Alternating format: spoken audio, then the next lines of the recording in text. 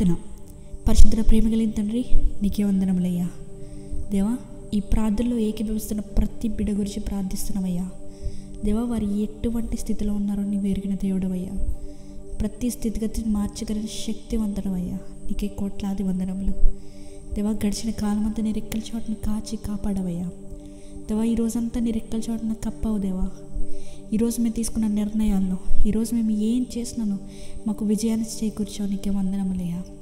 దేవా, ఈరోజు మేము ఏదైనా తప్పుగా మాట్లాడుంటే మా నోటిని పరిశుద్ధపరచు ప్రభువా. మేము మాట్లాడే ప్రతి మాటని పరిశుద్ధపరచమని అడుగుచున్నామయ్యా.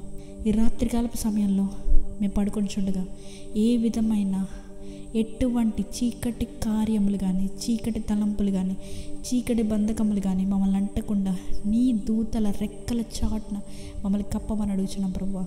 ప్రేయర్ రిక్వెస్ట్ అడుగుతున్న ప్రతి ఒక్కొక్క బిడ్డ గురించి ప్రార్థిస్తున్నాం ప్రభువా. దేవా, వారు పడుతున్న చింతలు, వారు పడుతున్న వేదనలు ఒక్కసారి చూడయ్యా. ప్రతి చింత యావత్తు నీ మీద మోపమన్నవయ్యా.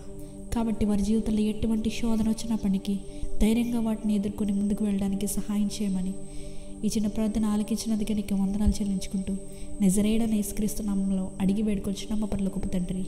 ఆమేన్.